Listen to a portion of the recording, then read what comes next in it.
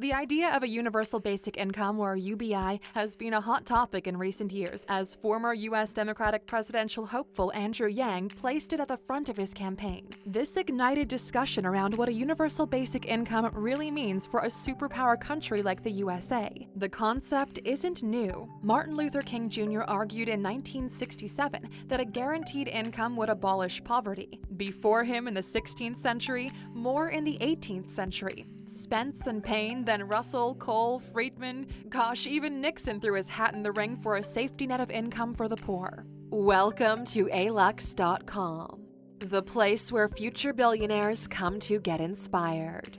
If you're not subscribed yet, you're missing out. So what is a UBI? Well, it's basically a no-strings-attached monthly payment that every working adult in society receives to cover basic living costs. That sounds nice, right? Well, not so fast. There are plenty of upsides, don't get us wrong, but there are also a lot that make it a difficult territory to navigate as a miracle solution to all of our inequality problems. So, we at Alux took the role of devil's advocate and came up with 15 things that universal basic income won't solve. Number 1. It won't solve unemployment.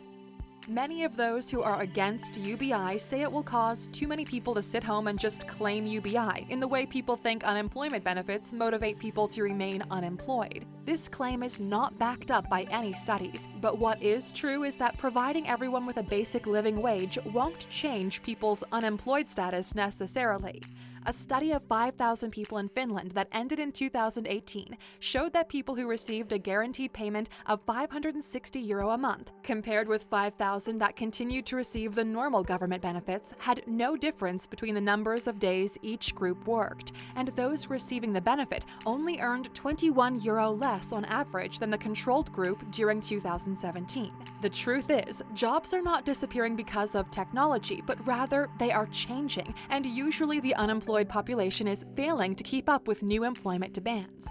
While a monthly stipend might offer more opportunities to sharpen your look for an interview, it isn't the kind of figure that will allow unemployed people to completely reinvent themselves, so they won't necessarily be eligible for different or more employment opportunities than they already had before the basic income. Number 2. It won't provide better medical care. In some countries, you can rely on the state to provide you a good standard of medical care, but in more countries than not, the free medical care is substandard or non-existent.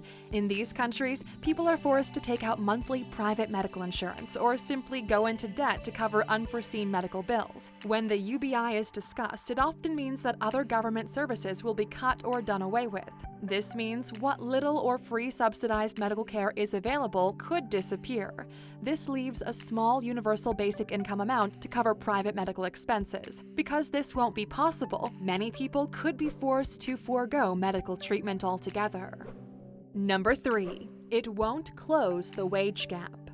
As with the need for public services like medical care, lower-income families also need services like housing vouchers or public schooling. If the funding for these services is cut, it won't affect the wealthy who'll be receiving the benefit of the UBI too, but it will have a detrimental effect on lower-income households who will be fully responsible for food, housing, medical, and education all out of their monthly UBI stipend. By way of example, if you take a typical single-parent low-income family in Queens, New York, they would be eligible for around $31,000 worth of benefits a year. But if you introduced a universal basic income at the expense of government benefits of $1,000 a month, then the total income for the family would decrease to only $12,000 a year. In this case, the family would have lost $19,000 worth of much-needed help. In the end, a universal basic income could leave some families worse off than before. Number 4. It won't solve hunger. When you consider the monthly suggestions for a universal basic income in the USA, it isn't a massive amount. A guaranteed income enough to eliminate poverty would be too expensive. The suggestion is $1,000 a month. How universal basics are determined in most countries are by working out the basics of survival, or the lowest consumption level required, and providing people the cost of that. So it's basically a budget to live on the survival line, which to some could be novel. However, there is an adverse effect. With everyone in the country having an extra $1,000 a month to spend, there would be an increase in services and goods. This could lead to an increase in prices due to the high demand. So that original survival line would increase, and many would only be left with the UBI to spend and not be able to make ends meet. Number 5. It won't solve lower income-related health problems. There are many illnesses associated with poverty. Illnesses often associated with a poor diet and healthcare like type 2 diabetes, hypertension, heart disease, and strokes up to other chronic disorders are common. The socioeconomic status of lower-income households won't necessarily improve due to the loss of other benefits and the increase in food and service pricing driven up by inflation. Number 6. It won't resolve taxing of the poor more heavily. To make up the budget required to offer a universal basic income, in most countries, there would need to be a substantial government income increase. The only place this is viable is to tax the working population more. As we know, when it comes to tax, the poor and middle class carry the burden of tax increases. Not only will the income be taxed, but sales tax, travel tax, and so on will all increase.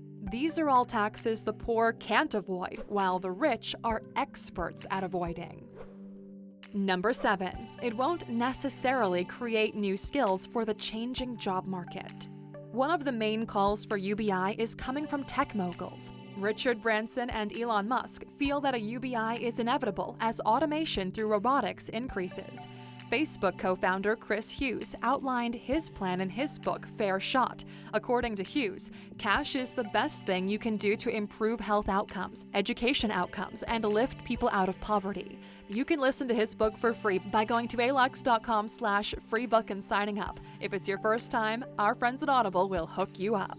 Now back to the script. How will giving people an extra $500 to $1,000 a month really offer them a new set of skills, or even the access and know-how on how to reinvent oneself? It isn't enough to give up work altogether and go back to school. So when it comes to whether a UBI is enough to reskill a working class, the jury is still out. More on that coming up. Number 8. It won't grow the economy. A new study on the universal basic income contends that giving every American adult a $1,000 cash stipend per month would grow the economy by $2.5 trillion by 2025. However, this is based on the assumption that every adult receiving the UBI would be adding an additional $1,000 into the economy. But this is forgetting where the funds for UBI comes from: taxes. So that means in other areas of the economy, there'll be less money to spend. So, wah. Sorry folks, this is not a perfect analysis and a bit of a circular argument. Number 9. It won't improve the education gap. Like we mentioned before, for a single mom or struggling family, the UBI is a necessary stopgap to make ends meet, not a newfound wealth. It won't be a miracle cure to allow people to send their children to private schools and extra lessons or enroll themselves in college to increase their own employability. This might be the case for lower middle-class brackets, but it won't immediately have an effect on the lower-income households who have relied on bursary programs to help fund the shortfall. These types of programs would in all likelihood be stopped to help fund the universal basic income budget. Number 10. It won't improve quality of life for the poor. When you look at the average low-income household, they are more than short $1,000 a month to truly improve their quality of life. While it will definitely be a welcomed income increase, it won't necessarily allow them to move to a larger house. It's more like the difference between working a 60 or 70-hour week when you're earning minimum wage. It'll just help to fill the gap of an already big monthly deficit. Number 11. It might inspire, but it won't necessarily fund invention. The old saying goes that necessity is the mother of invention. Now, we're not saying you need to be destitute to be inspired to invent something, but human nature is certainly inspired by solving problems. Facebook co-founder and CEO Mark Zuckerberg strongly promotes the concept of a UBI to counteract the job losses from robotic advancement. According to Zuckerberg, we should explore ideas like a universal income to make sure that everyone has a cushion to try new ideas. When you don't have the freedom to take your idea and turn it into a historic enterprise, we all lose. Good in theory, but the universal basic won't exactly offer the same privileged time or resources that a Harvard or Stanford graduate gets. And even if it did, does this guarantee inventiveness? If that was the case, you could assume that every trust fund kid should be frothing with all kinds of inventions and ideas that could change the world. But we all know that's not really the case. So sure, it might be a start to allow some people some resources and space to be inventive, but it's not the finish line. There are lots of other resources needed to get an idea to fruition. Number 12. It won't save the government money on social services. One of the proposed advantages is it'll save the government by reducing the amount of grants and benefits, but this argument is redundant on the principle that a universal basic income goes to everyone in the population above the age of 18, not just those who were accessing government grants and benefits before. If you use the USA as an example, in 2017, they spent about $2.6 trillion on its safety net services, like veterans benefits, income security, Social Security, and Medicaid and Medicare. Then a further $450 billion on services and benefits like education, retirement, transportation, and so on. The universal basic income will cost the government $2.4 trillion a year. The U.S. government had an income of around $3.3 trillion that year. Those services would still be needed by the lower income households, as we already showed the benefits are worth more than the cash injection a UBI could offer a family. Number 13. It won't motivate the unmotivated. Most countries have some kind of unemployment benefit, and depending on how close that benefit is to the annual income of a minimum wage worker, depends on how likely it is that people re-enter the workforce after they begin receiving unemployment benefits. In some countries, this could be a large percentage of the unemployed. In the case of countries where there is a finite time you can receive unemployment benefits, the working population have more incentive to actively seek out a new job. But in the case of a universal basic income without end, there wouldn't be much incentive for the type of job seeker who would not be motivated by personal ambition to seek employment. Once they are gainfully employed, they might lose other benefits like housing and health. When you crunch the numbers, this might mean that living on a UBI and government benefits while having your time to yourself is more attractive. And Aluxer, if you lack motivation, then try out our course designed to help you master your mind for success. You can find it by going to Alux.com/mindmastery. Number 14. It won't solve immigration. Donald Trump and other world leaders have been known for winning the popularity vote by overstating the problem of immigration. We here at Alux are not here to comment on whether this claim is true or not, but many arguments against UBI state that an attractive benefit like a universal basic income would certainly be an attractive incentive to take up residence in another country. Many of you might want to move to Alaska after hearing our bonus fact for that matter. Number 15. It won't prevent wars. Wars might be fought for financial gains, but that is from the political and big business level. Getting the troops and population to buy into war is promoted through patriotism, and nothing really makes one more patriotic than your government literally securing you $1,000 a month just for being a citizen. Now, that's certainly a benefit of the land of the free and home of the brave worth fighting for. So, Aluxers, do you believe a basic universal income is a good idea or not? We would love to hear your thoughts on this down in the comments.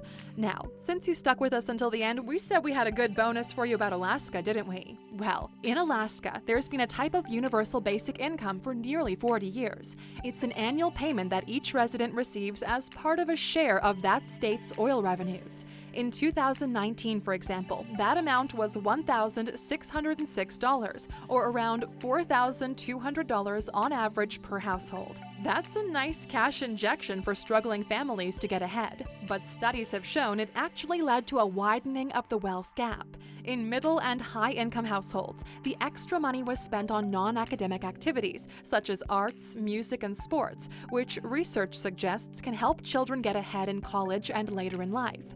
While in lower-income households, the amount was used mainly on necessities.